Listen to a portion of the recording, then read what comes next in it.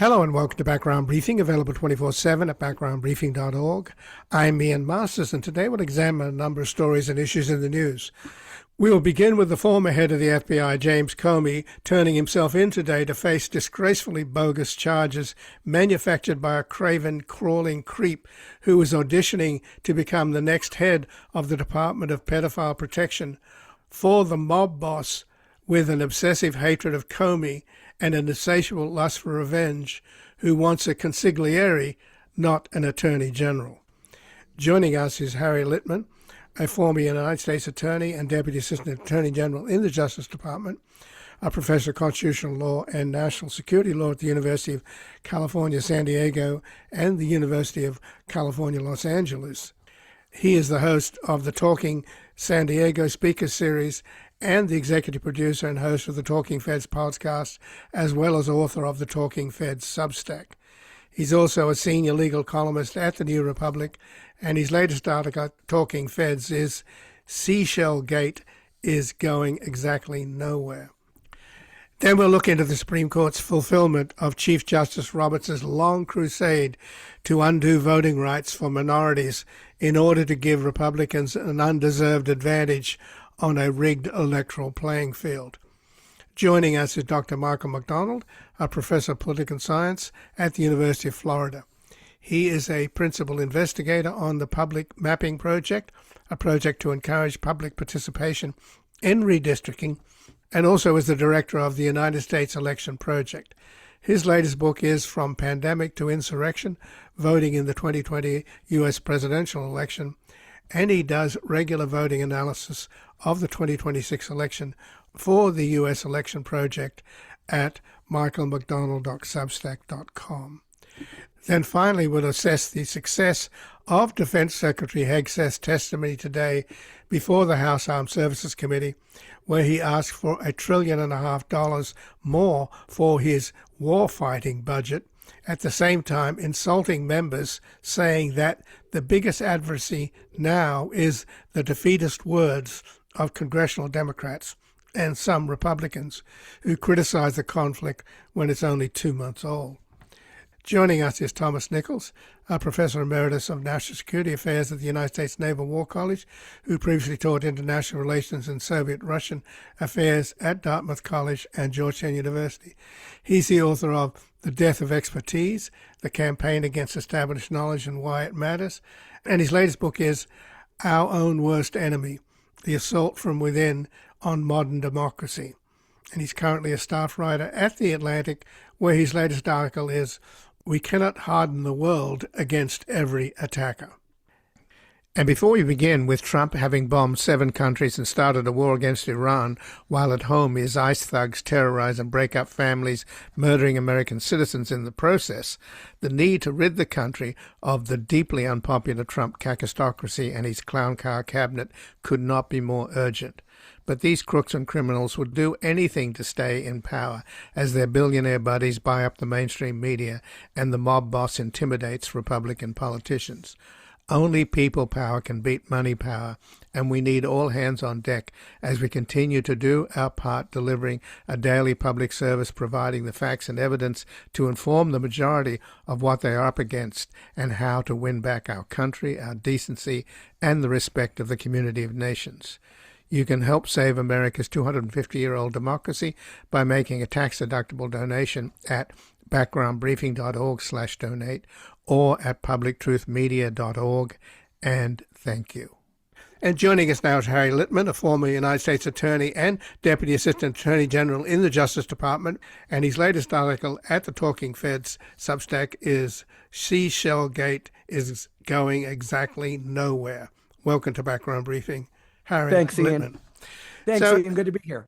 Good to talk to you, Harry, but I know that you're kind of heartbroken about what's happening to the Justice Department under Pam Bondi, but it's going to be so much worse under this Craven sycophant, Todd Blanche, who's Trump's former defense attorney, and obviously he's getting orders from his former client, or his current client, I guess, the President of the United States, who is on this sort of vindictive tear, seems to be obsessed with James Comey. He tried to nail him through Pam Bondi, and it went nowhere. and you've written a lot about that. And now this guy, the successor, Todd Blanche, is all too willing to do anything that the boss asks him. So he's come up with this ridiculous indictment that is beyond embarrassing. Everybody knows that it's not going to stick, and you've made that clear. So this is all about pleasing a hateful man who is angry at somebody for whatever reason. And I'm not entirely sure why he hates Comey so much. Let's begin there. Why does he have this obsession about Jim Comey? What is it about Comey that Trump can't stand? You know, Ian, I think we know that. It's that Comey dared to say he has to put the law over personal loyalty to Trump. This all dates from that first infamous meeting where Trump initially said, "I hope he better hope there aren't tapes." And of course, what we had were notes from Comey making very clear that he completely improperly, the Roy Cohn never got such a demand, told the director of the FBI that he expects his personal loyalty. And Comey didn't, as he could have, give him the middle finger. He diplomatically said that, his what his job responsibilities are.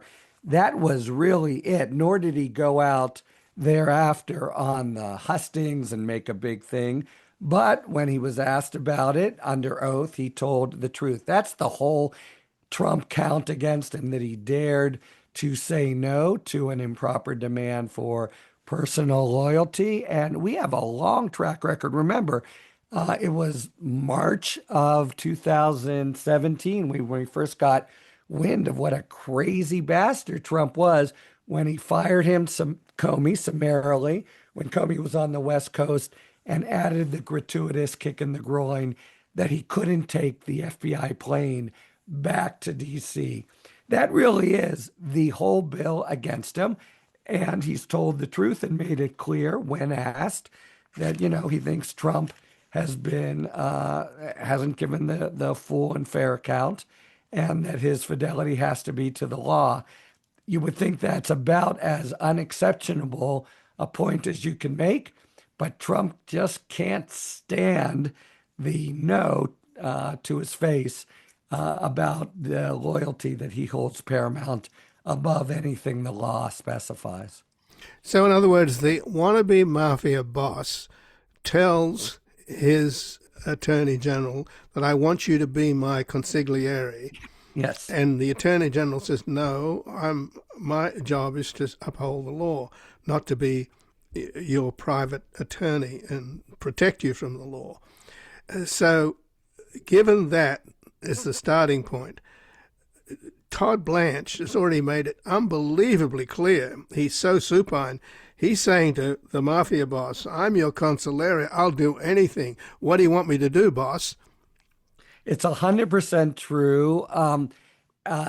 Ian, and you mentioned that this would be heartbreaking, except that my heart's already been sort of in pieces and ground up from what they've done before. But Blanche really has said there is no bottom, and the only sort of nuance of what you put up front that I would possibly have a different view of is the notion that he does whatever Trump demands. I think he does whatever he anticipates would delight Trump, show him he'll go way lower than Pam Bondi did. I think this idea, remember, this is a Instagram that was up for a couple hours 11 months ago. Trump said then, this is Comey trying to assassinate me.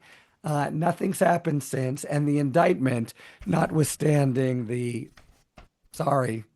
bullshit bromides that they were working on it for 11 months, there's nothing in it other than what they knew 2 hours after. And this is Blanche saying, I can take this ridiculous case that even Bondi wouldn't bring, and I'll do it with a straight face, and I'll handle the press conference, and I'll say what a terrible threat to the president all this was. Complete joke, but really, I think this is Blanche's initiative saying, look at me, boss, the guy who I said I love you to in my very first appearance. Look at how low I can go and how strong I can be in breaking the law for you, oh maximum leader. Right. Well, you see, it's such a flagrant audition going on. It'd be like an actress auditioning for a part and then taking her clothes off. I mean, this guy is just absolutely doing anything he can to. I would say so, which might actually extend your metaphor, but why don't we leave it at that? Well, yeah, I know. I have actress friends very close to me who Yeah. probably will be on my case about that remark. Yeah. But we're talking about something that happened last May when Comey was on a vacation in North Carolina on the coast. He's walking along the beach and he saw a collection of seashells arranged in a pattern, 8647. And he photographed it. Then he posted on Instagram with a caption, "Cool shell formation on my beach walk." And then, as you point out, Trump then said, that Comey was threatening him. The Secret Service visited Comey, I think probably the next day or pretty soon thereafter. Yeah, boom, which you wouldn't do normally if it weren't Right, Comey. and anyway. then Comey pointed out to them, no, it was a political sentiment, not a call to violence, and that he opposed violence of any kind, and he deleted the post that same day. So that should have been the end of the story, right? But no, a year later, it's come back at us. It certainly will be the end of the story if any jury ever hears this evidence, which I tend to doubt. But the thing that's completely missing from the indictment, and you can drive a hole through, and this was the same in different details in the Southern Poverty Law Center last week, is evidence of the actual core element of the crime, intent. And a press person asked Blanche about that, and Blanche said, "Well, the witnesses and the evidence, and maybe Comey himself," meaning exactly nothing. They have zero evidence in the indictment. If they developed any, it would be in there. And then there's all this other evidence, and your background briefing listeners are pretty sophisticated and probably know that a prosecutor has to turn that over. So all the stuff where he tells the Secret Service and later DOJ, no, obviously I don't want to threaten the president physically or whatever. And just to be sure, there's no mistaking that, he deletes the post. If anyone even believes for half a second, which I tend to doubt, and of course they need 12 people to believe beyond a reasonable doubt and after deliberation, that this was a threat. Obviously, how he handles it when the point that he didn't even think of is brought to his attention, I think is going to completely destroy any effort by the administration to prove that this was intentional threat to Trump. But so how did Blanche get a grand jury in North Carolina to indict Comey for a second time? And clearly, we don't know what arguments they made because grand juries are secret. But we may find out because the motions may call for it. Look, we're back to what's always been the bromide in these situations, in instances, what you really depend on for charges like this not being brought forward, obviously, are the prosecutors who know they can't prove it, B, there's no crime, C, it's a total dog of a case.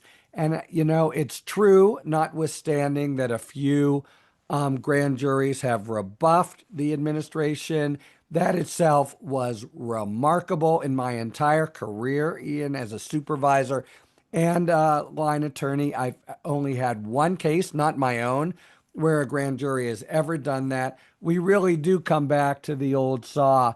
You can get them to indict a ham sandwich. They've had recent indictments, both in North Carolina, also in Alabama, and it's a really remarkable fact that we should tout and highlight when a grand jury says no, but it's an unremarkable fact when a grand jury says yes. Though, as you say, it may turn out that this grand jury was not fully informed as they should have been, at least under DOJ guidelines when those existed, about all sides of the case and the evidence tending to show, to go in the other way. But I just think now that we're around the country, we just can't make any. That's what they've said in both these cases, right? Well, a grand jury decided. That's a fiction, essentially. It always has been, except it's been exploded in a couple cases amazingly, but it doesn't really show anything about the strength of the department's case. That a majority were persuaded by a preponderance with no adversary on the other side. It doesn't tend to show that 12 people will be persuaded beyond a reasonable doubt with a judge and defense there, etc. So on Sunday on 60 Minutes, Laura O'Donnell quoted from the manifesto of the character that apparently intended to shoot Donald Trump at the White House Press Association's banquet on Saturday night. She quoted the manifesto saying, "I am no longer willing to permit a pedophile, rapist, and traitor to coat my hands with his crimes." Now, Trump had a meltdown. But then, if you look at the charges, for example, 20 plus women have said he's a rapist. One of them actually won a case against him.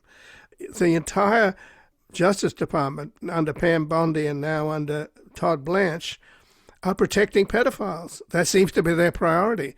Half of what the law requires them to hand over to the Congress, 3,000 files, have been held back, and they've been purged by Kash Patel and a legion of FBI agents. So, and the traitor part, well, there are all kinds of questions swirling around that, but there have been some serious investigations going back to Mueller. They got sidetracked by Barr. But then the Senate Intelligence Committee suggested there was a lot of collusion between the Trump campaign and the Kremlin, etc. So I don't understand why both the Democrats, and particularly the victims of Trump, the people that he's targeted. Remember, the first thing he did when he came into power was to go after all the top FBI counterintelligence people who know about Russia and Russian organized crime, starting with the Deputy Attorney General Andy McCabe, Bruce Orr, Peter Strzok, Lisa Page. Then the former heads of counterintelligence, the FBI in New York, were just recently forced out. Kash Patel shut down the entire FBI's counterintelligence operations. They got rid of Klepto Capture, the Justice Department's operation against Russian oligarchs who are working for Putin. So it's pretty clear to me that Trump has systematically targeted people by people like Kash Patel as the sycophants to cover up something. So, and I have to add to that, Comey knows a lot about Trump. He actually briefed Trump when he was first elected in the interregnum before he became president. He briefed him, and he briefed him on the Steele dossier, which of course was all a red herring, but nevertheless Comey felt he had to bring it up. So I'd add Comey to that list, and I'd also add the former head of the CIA, John Brennan, who also knows a lot about Trump. He's also being targeted by Trump. And then you go back to another DNI, General James Clapper, who said that Putin is Trump's case officer. Why is it that all these people say these things and yet they can't, along with Jim Mattis and all these people that served in the first Trump term, why can't they all come forward and basically present the evidence which they clearly know about? Because that is presumably why Trump is so afraid of these people. Well, you've served up quite a smorgasbord. Let me just pick at a few of the offerings. So first, I do want to say that of the attempted assassination, while it's really cynical and Craven for them to try to use it to leverage an argument for the ridiculous ballroom, that's a really serious case. It does look like they have an attempted assassination charge to make, and nothing to poo-poo there. But your overall point and the hypocrisy is so true. And I will just add to it that there's all this outrage at Comey when you have Trump himself having repeatedly posted so much more nasty, vile, aggressive kinds of attacks on and incitements about other leaders who he's not on the side of. The short answer to your question, though, Ian, to your very important and complicated question is, as is the short answer to so many of the things that ail us in these last years, the Congress. So, if you had a serious Congress, presumably with the majority of Dems, who were calling these people forward to get at the whole truth, either for a national kind of reconciliation investigation or as part of an impeachment inquiry, then I think the people you identify who were not, hardcore Trump opponents from the start would do their duty, and their duty consists of saying really damning things about a president who has been second to none in defiling the Constitution. But, as of now, it's the political institutions that have failed us and have facilitated Trump and just haven't provided the kind of institutional scaffolding to hang all this information on, I think is the sort of first level answer. Well, I thank you for the answer, and I thank you for joining us, Harry Litman. Thank you, Ian. Always good to be here. And again, I've been speaking with Harry Litman, who's a former United States Attorney and Deputy Assistant Attorney General in the Justice Department, a Professor of Constitutional Law and National Security Law at the University of California, San Diego, and the University of California, Los Angeles. He is the host of the Talking San Diego Speaker Series and the executive producer and host of the Talking Feds podcast, as well as author of the Talking Feds Substack.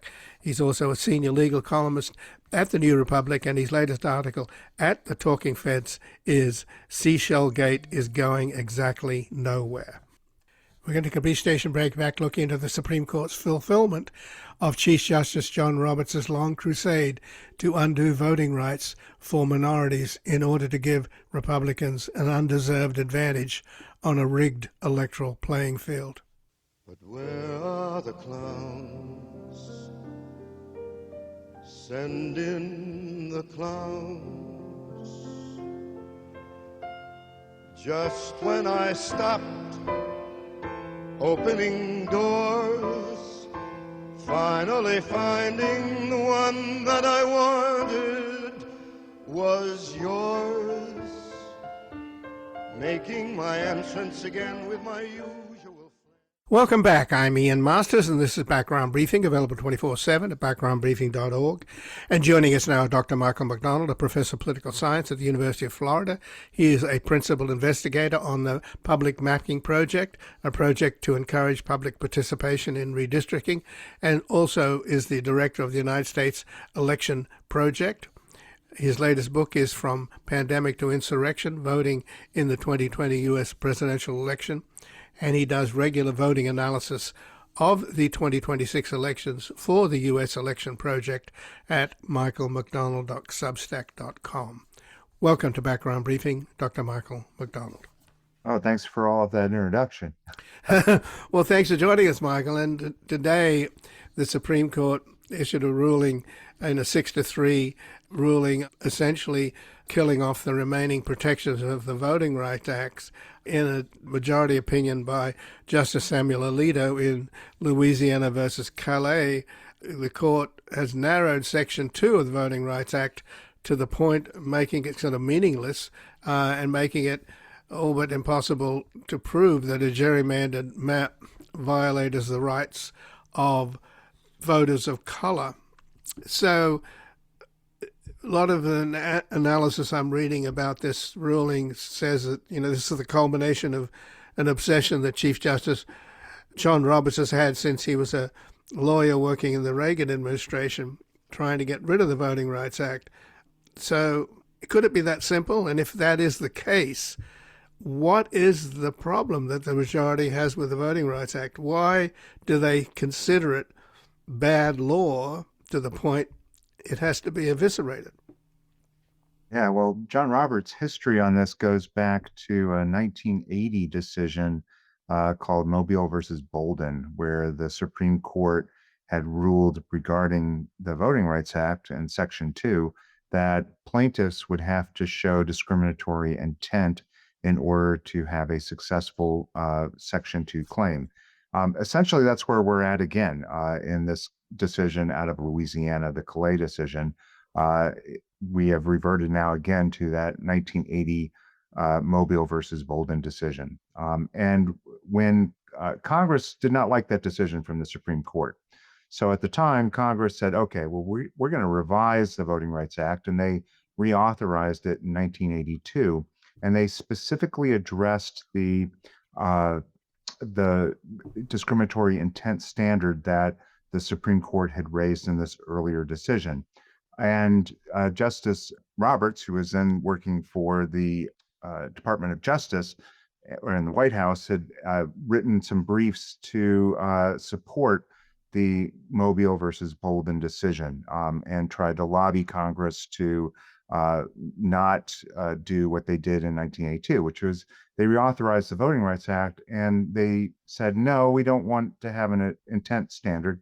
Intent is really hard to prove. You have to get into people's minds, and the evidence often isn't there to show definitively there's intent. So instead, the Congress said, no, we want an effect standard, meaning that if we can show that a redistricting plan has discriminatory effects, that will be enough to substitute for intent.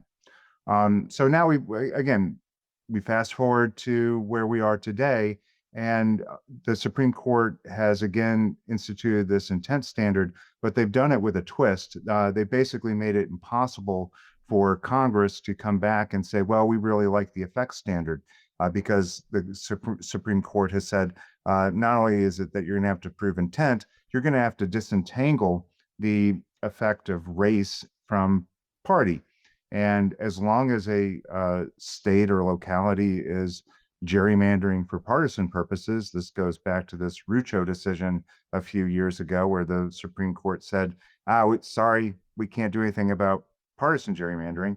So as long as there's a state is saying, yeah, we're just partisan gerrymandering, we're not doing anything about race, tough luck that you don't have a racial claim under the Section 2 of the Voting Rights Act. And given how much race and politics is intertwined in modern politics, basically what this decision is saying is that, well, again, tough luck if you're African American or Hispanic community. We can just gerrymander your communities for partisan purposes, and that will be perfectly fine if we reduce your representation. Well, it's as though there's a historical amnesia out there. I mean, there was a civil war in this country fought over freeing slaves, and then you had the Reconstruction era trying to enfranchise former slaves and right a wrong. And then they got rolled back by Jim Crow. And then you had the Voting Rights Act trying to reverse that. And now you're going back to Jim Crow. Yeah, I don't think you understand. The Supreme Court just said that the Civil War was fought over party, not about race or slavery or anything like that. It was just about partisanship. And I say that tongue in cheek, but I mean, you could literally make that reading from this ruling that because there was a correlation between who was a slave and who was not a slave, that really the war was about party. It wasn't about race. Well, presumably that is why in this fiery dissent from Justice Kagan, she wrote that, quote, "It was born of the literal blood of Union soldiers and civil rights marchers. It ushered in awe-inspiring change, bringing this nation closer to fulfilling the ideals of democracy and racial equality. And it has been repeatedly and overwhelmingly reauthorized by the people's representatives in Congress. Only they have the right to say it is no longer needed, not the members of this court. I dissent then from this latest chapter in the majority's now completed demolition of the Voting Rights Act." Well, that says it all, doesn't it? those are very strong words, and it is a sobering day when we look at the consequences of this. I know a lot of focus will be at the congressional level, and we can have a discussion on that. But really, the effects are going to be most pernicious at the state and local level because there are thousands and thousands of communities that are represented by the power of the Voting Rights Act to draw districts that will support the election of representatives of communities of color. And that now those protections have been stripped from all of those localities. And the Voting Rights Act was hailed as one of the most successful pieces of civil rights legislation in American history because of that very reason, that it had empowered so many communities to have representation. And now that is all threatened and maybe stripped away because of this decision.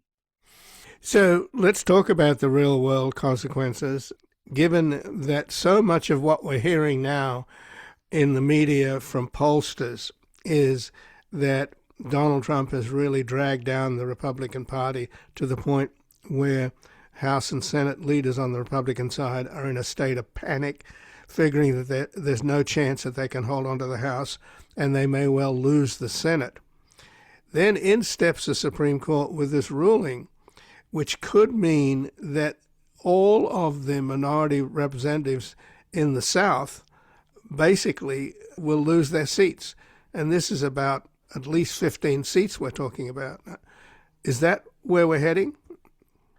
Well, there's not a lot of time before the November election to do this.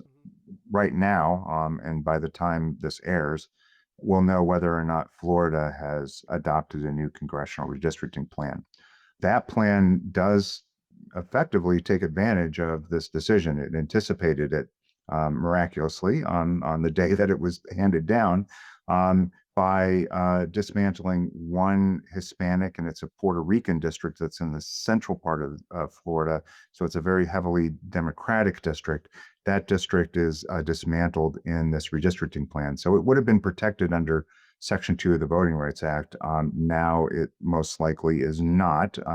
Undoubtedly, there will be an attempt to make an intent standard claim against it, but that's going to be really tough hoe to row. If we look elsewhere, though, Texas has already held its primaries. So you'd have to null the primaries that were already held. That seems odd. I suppose it could be done, but it does seem to be odd, and I'm sure it would engender lots of lawsuits because I can't recall a time in American history when we've nulled a primary so that you can redraw the districts for political purposes. But so there's some places where the primaries have already been held, candidate filing deadlines have already passed, and so there's limited opportunities here to do this before the 2026 election.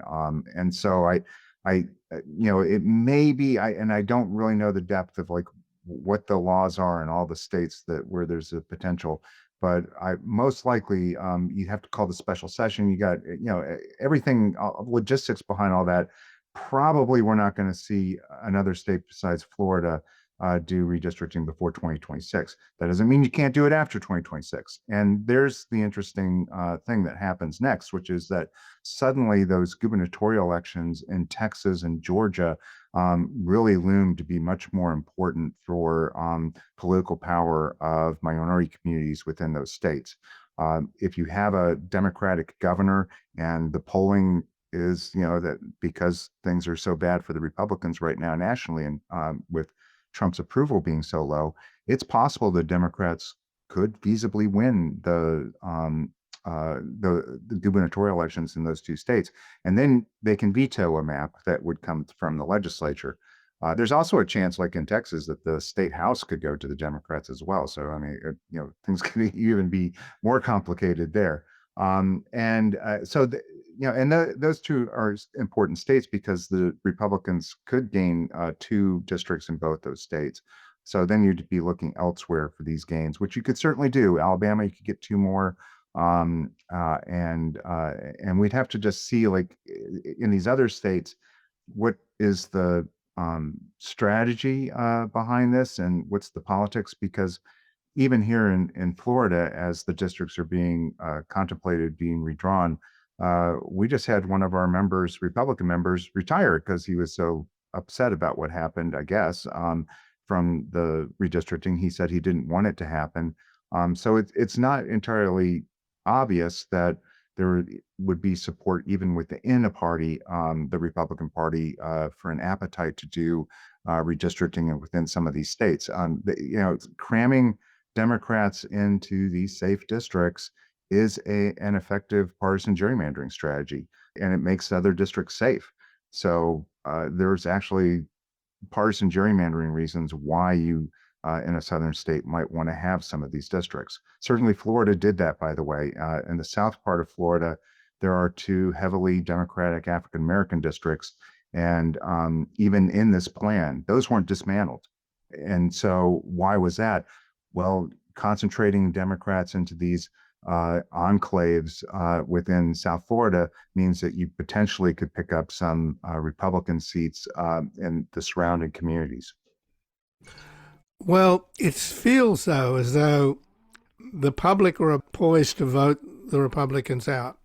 That seems to be in the zeitgeist. And then along comes the Supreme Court, and they change the rules to the point where whatever chances there are of taking away 15 House seats from the Republicans, met and matched by this ruling today, it could eliminate 15 minority seats that the Democrats already hold in the South. So that's the way it looks to me, and I keep wondering whether, at what point do we decide and recognize that this Supreme Court majority are in effect the most effective Republican operatives in robes? Yeah, well, quite a few people have noted that there was a Section 2 case out of Texas where district court found the discriminatory intent. And so there was enough evidence in the record that Texas, during its redistricting, had actually engaged in discriminatory intent with its racial gerrymandering. And the Supreme Court ignored that.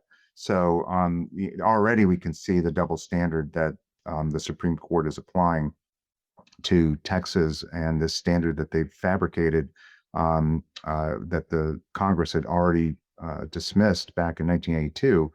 The Supreme Court has already disregarded the intent standard that it now says is the standard that must be followed. So, and that's for Republican purposes. So, it's there. But I do want to point out, though, that again, if the southern states engage in this, the Democratic states haven't completely disarmed yet.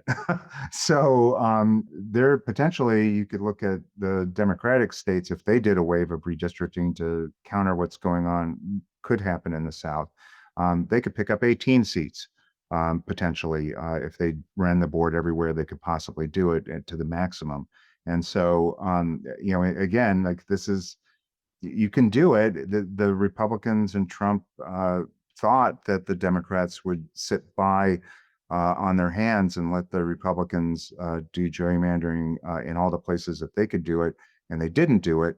And so here again, they may be playing with fire, and they may be inviting places like New York and Wisconsin and others where there's opportunities for the Democrats to gain seats, for them to enact their own partisan gerrymanders.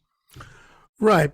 Democracy is supposed to be about the people voting for and choosing their representatives as opposed to the representatives choosing their voters. And that's at the heart of what we're talking about. And I'm always mystified by why this voting in this country is set up to be so difficult and restrictive. It's not about opening up people to the polls. It's about all kinds of legal chicanery in order to prevent people from voting. And at this moment, a lot of the conservatives now are suggesting that the Pentagon needs to bring back the draft. When American boys and girls turn 18, they have to be automatically registered for the draft. Well, when American boys and girls turn 18, why aren't they automatically registered to vote? I mean, what is the problem here? And there are some states that do that. But unfortunately, it's only some of the blue states that do that automatic registration. There are some red states, like Alaska does something similar, but it's predominantly the blue states that do that. But yeah, look, you're definitely preaching to the choir. If in your introduction of me, I mean, I've been engaged in reform efforts on redistricting throughout the country. I detest partisan gerrymandering. I've worked with whichever the disadvantaged party is within a state to help enact some sort of reform or have legal challenges to the way in which districts are drawn in that state. And I did that regardless of party, because democracy works when people have a choice. And you don't have a choice when it's the politicians who are drawing the districts, so that they are the ones who are selecting the voters and how the elections are going to turn out. That's not democracy. And when you don't have democracy like that, then you lose accountability. So an issue like if you care about the draft, if you care about inflation, if you care about anything, the only way that you can keep your representative accountable and responsive to what you care about is if they can be voted out of office. And if you can't do that because there's been gerrymandering, you lose that crucial link between constituents and representatives.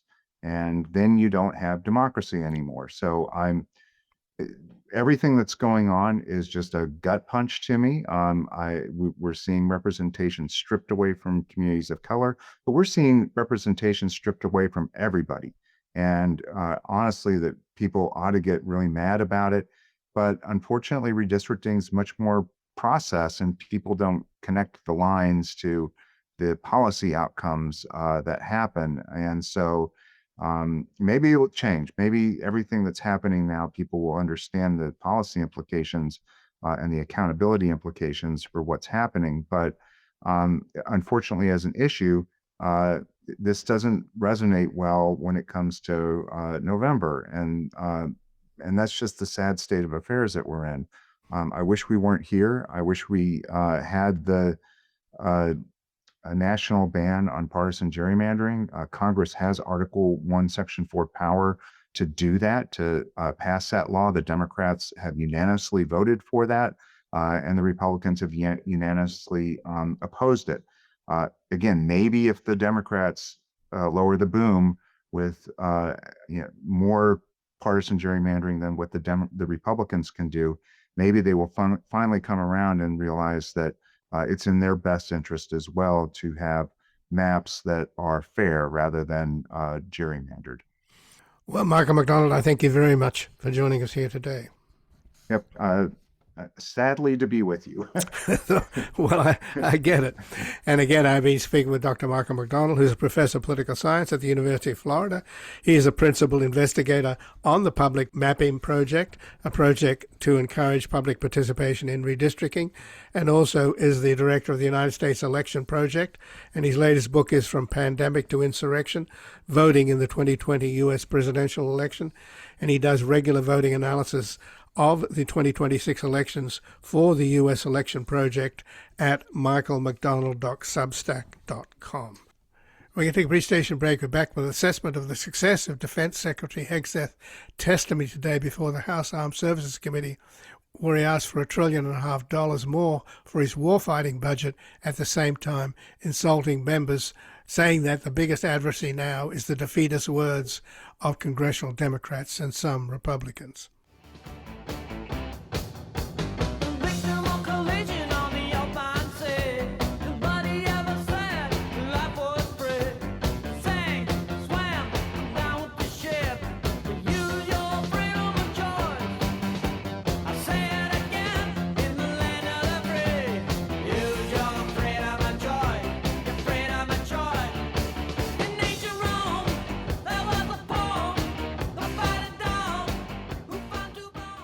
Welcome back. I'm Ian Masters, and this is Background Briefing, available 24/7 at backgroundbriefing.org. And joining us now is Tom Nichols, who's a Professor Emeritus of National Security Affairs at the U.S. Naval War College, who previously taught international relations and Soviet-Russian affairs at Dartmouth College and Georgetown University. He's the author of The Death of Expertise, The Campaign Against Established Knowledge and Why It Matters, and Our Own Worst Enemy, The Assault from Within on Modern Democracy. He's currently a staff writer at The Atlantic, where his latest article is We Cannot Harden the World Against Every Attacker. Welcome to Background Briefing, Tom Nichols. Thanks, Ian. Thanks for having me back. So, Tom, what did you make of the extraordinarily clumsy, I'm putting it mildly, appeal that went on today before the House Armed Services Committee from Secretary of Defense Hegseth, who essentially was there to ask the Congress for $1.5 trillion. But in doing so, and this was for what he called his war-fighting budget, but in doing so, he insulted most of the House members there on the panel, saying that the biggest adversary now is the defeatist words of congressional Democrats and some Republicans. So it didn't seem to me like a very smart way to ask these guys and girls for $1.5 trillion, to say that they're the biggest problem, not the so-called enemies. Well, he wasn't really there to ask for 1.5 trillion. He was there to put on a show for an audience of one that amounted to, please don't fire me. Please let me prove my loyalty. Don't fire me, and let me show you how much I hate Democrats, which is all that Hegseth does. It's all he knows how to do. He is not a functioning Secretary of Defense. I think you saw that whenever the questioning had to turn over to General Kane, who tried his best to give actual answers to questions. Hegseth doesn't view going before Congress as public service or as part of his job. He views it as something to be endured, points to be scored, partisan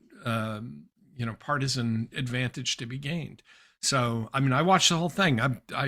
In fact, I just took a break to talk with you, and I've been watching this thing for hours, and he has not made one substantive answer all day, but he's not there to give substantive answers. He's there to put on a show for the party faithful and to keep his job. And that's what he's so far been doing.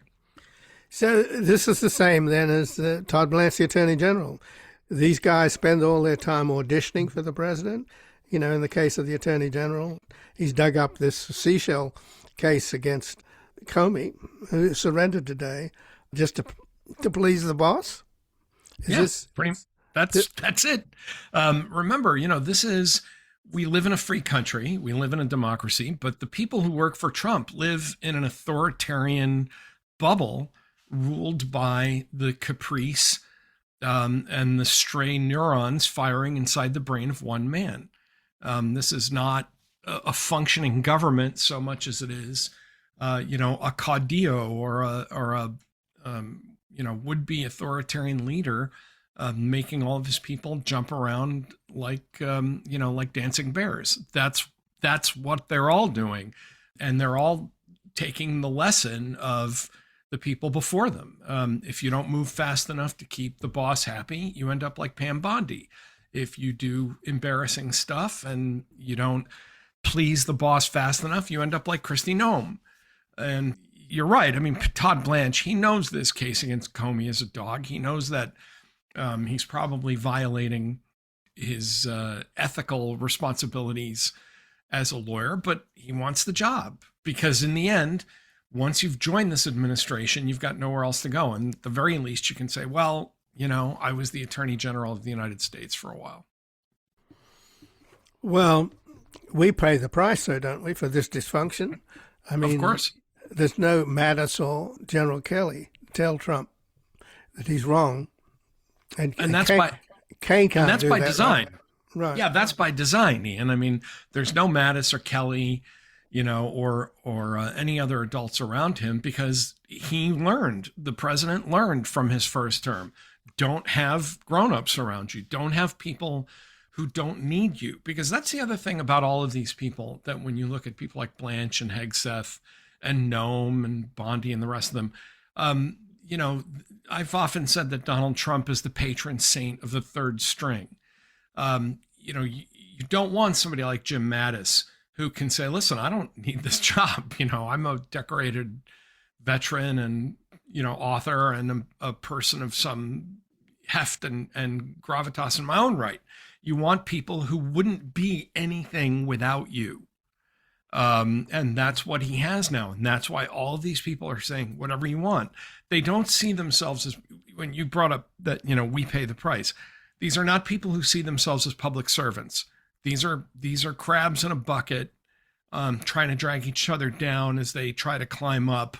And the fact that, you know, they happen to be in positions of public trust is almost incidental to their personal interests at this point. So how are we going to get out of this mess in the Persian Gulf then? Because it seems on the diplomatic level, we're not even sure who we're talking to, and we may well not be talking to the real people. It looks as though General Vahidi, the head of the Revolutionary Guards Corps, who, by the way, is a really bad guy. His resume goes back to the Iran-Contra deal. He was one of the people that tried to negotiate that sort of secret deal with the Reagan administration. He was behind the Hezbollah blowing up of a Jewish facility in Argentina. He was also behind the killing of all of the women that in the Women Live Freedom protest, providing live ammunition to the IRGC and the Basij to kill women and protesters. And apparently he's the guy that's running the show. So how are we going to get out of this mess? Because, you know, the idea that Trump is now saying exhibiting some patience, because patience is required when you do a blockade. Blockades go on for months before they're effective. Now he's saying that we may be just going to stick with the blockade. But then there are other sources from leaking out of the Pentagon, I'm not sure how reliably, suggesting that maybe there's a plan to send the Marines ashore on the Iranian side of the Hormuz in order to take some territory and open up the strait. So what do you think is going on in both on the diplomatic and military level here? Well, I don't know how we get out of this because, and that's one reason I would have advised not getting into it. In an earlier life, when I worked in the Senate, and I've written about this, I supported the 2003 war in Iraq, and I think suitably chastened by how badly we screwed that up. And Iraq, going from Iraq to a war against Iran, orders of magnitude more difficult, much larger country, much more strategic risk involved. And I've been pretty consistently against that idea, precisely because unless you really do accomplish sudden and dramatic regime change, which is, I think, what Trump was counting on, then you're just going to be stuck with the same cast of people. It's the same regime, it's just different names. And as you pointed out, maybe some of the people we're dealing with are now the worst of the worst. But I don't think Trump has any plan for this. I don't think Hegseth has any plan for it. I think the military has operations it can conduct, but again, without some strategic purpose to those operations. Let's say we put the Marines in. Well, to do what? For how long? How many casualties are we willing to take? And when would we know that it's time to leave? When would we know that we've achieved our goal, or if the price was getting too high, and we would have to abandon that kind of an operation? We heard nothing about any of that in the past 7 weeks. We've heard nothing about that today from Hegseth. And I think Trump is just frustrated and angry and frankly kind of bored with this whole business, because as much as he doesn't want to admit it, as much as they've settled on the talking point that this is all about an Iranian nuclear weapon, what he really thought he was doing was destroying the regime, and that he was going to get regime change in a matter of days. And that was just laughable. That was, even the director of the CIA called that Trump's own guy said that's farcical. So here we are. So now all of our options are bad, and it's just a matter of which bad option is Trump going to settle on before deciding to say, okay, this thing is over. You mentioned a blockade going on for months. economically ruinous to the Iranians. But how much economic pain are the American people willing to tolerate, and for how long? Gas, the president's already in a panic, and he and his people are already, kind of freaking out that gas is up to something like $4.30 a gallon. Imagine what it's going to be like after a blockade of Iran that goes on for months with no resolution. So Ian, I wish I had a better answer for how we're getting out of this, but I don't have one, and I don't think the president does either. Well, today in the testimony before the House Armed Services Committee, Secretary of Defense Hegseth, or Secretary of War as he likes to call himself, repeatedly brought up Iran having a nuclear weapon. That was about the only refrain he had to answer any question was, well, do you want Iran to have a nuclear weapon? Well, the truth of the matter is that they already do, in effect. 60% enriched uranium is sufficient to make nuclear weapons. And they do have, A.Q. Khan gave them the blueprints for a Chinese HEU Hiroshima-style bomb. The Hiroshima bomb, by the way, was much less than 90% enriched uranium. So the serious nature of this situation is lost in this ridiculous propaganda that's coming back from both sides. And well, that's not quite accurate. I mean, yes, you can make a bomb out of almost any level of enriched uranium, but it's an inefficient and bulky thing to do. I mean, the Hiroshima bomb, was the size of a car and had to be thrown out of the back of a bomber. So, the Iranians were nowhere near a nuclear weapon. And I think the answer of, that Hegseth kept giving was, would you want Iran to have a nuclear weapon? That's just meant to shut off discussion and questions. That's just, that's meant to put the questioner on the defensive to say, well, no, I guess I don't want Iran to have a nuclear weapon. So therefore, here's $1.5 trillion and I won't ask you any more hard questions.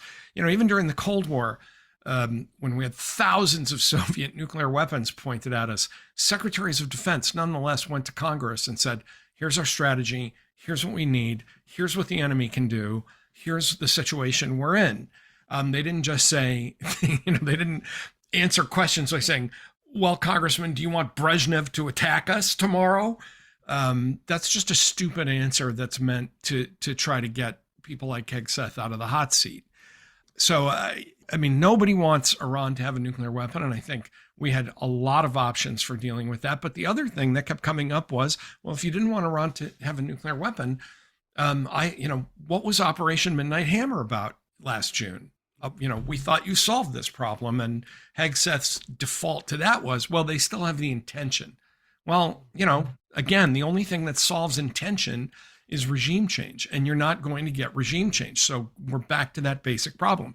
This is the regime you have to deal with. This is what they're capable of doing. They still their military capacity has clearly not been entirely destroyed. So, what comes next? And nobody in this administration has an answer for that, because there are no good answers for it. And just in closing, the only person that seems to be trying to deal with reality, at least from some of the reporting in the Atlantic, is Vice President Vance, who I think knows that Hegseth is lying both about the U.S. military losses in the Gulf, along with the depletion of incredibly important weapon systems that have been radically depleted. So is that just in closing, is that the only straw we have in this cacostocracy? No, I mean, let's not romanticize J.D. Vance, who has, a man who has no real fixed principles. I suspect that he has always been sincere in saying no more Middle East wars, on that, I'm certainly willing to grant him the consistency that this is one of the few things that he didn't change and give up just to get on the Trump train. On the other hand, I suspect the bigger problem with Vance is that he sees Hegseth and Trump functionally destroying his hopes for 2028 at this point. If I were J.D. Vance and thinking about running for president, who do you run against with this kind of record? It was the problem Kamala Harris had when people said, how would you do things differently from Biden? So I suspect what Vance is trying to do is move the onus for this war away from Trump and onto Hegseth, which I think is reasonable. I think Hegseth absolutely told Trump that this was a great idea. All the reporting we've seen out there so far suggests it. But I wouldn't attribute too much virtue to J.D. Vance other than the political opportunism here, that he realizes how toxic this has become for what the Democrats, I'm sure, will gleefully call the Trump-Vance administration in a few years. Well, Tom Nichols, I thank you very much for joining us here today. Thank you, Ian. And again, I've been speaking with Thomas Nichols, who's a Professor Emeritus of National Security Affairs at the U.S. Naval War College and previously taught international relations and Soviet-Russian affairs at Dartmouth College and Georgetown University. He's the author of The Death of Expertise, The Campaign Against Established Knowledge and Why It Matters, and Our Own Worst Enemy, The Assault from Within on Modern Democracy. He's currently a staff writer at The Atlantic, where his latest article is We Cannot Harden the World Against Every Attacker. And this has been Background Briefing. I'm Ian Masters, and I'd like to thank producers Graham Fitzgibbon and Asher Price. And if you've missed any of today's program and would like to explore our vast archives, you can visit us at backgroundbriefing.org, where we'll include extended interviews searchable by topic and have made it easy for you to sign up for the daily email updates that provide links to resources, articles, and books discussed on the program. Also, you can find links there to subscribe wherever you get your podcasts, and we highly encourage your ratings and reviews on these platforms. And you can find us on Twitter, Blue Sky, and Facebook at Ian Masters Media, and our new social media managers, Evan and Luke Susswood, are also posting highlights from the show on YouTube, TikTok, and Instagram at Ian Masters Media. So please do help us reach more listeners by sharing this program with friends, family, and colleagues. And to help us sustain this program into the future and assure it remains free to all, please take a moment to support us by going to backgroundbriefing.org/donate, where your tax-deductible donations, large and small, keep us broadcasting. And I'll be back again tomorrow with another Background Briefing at backgroundbriefing.org. Bye for now.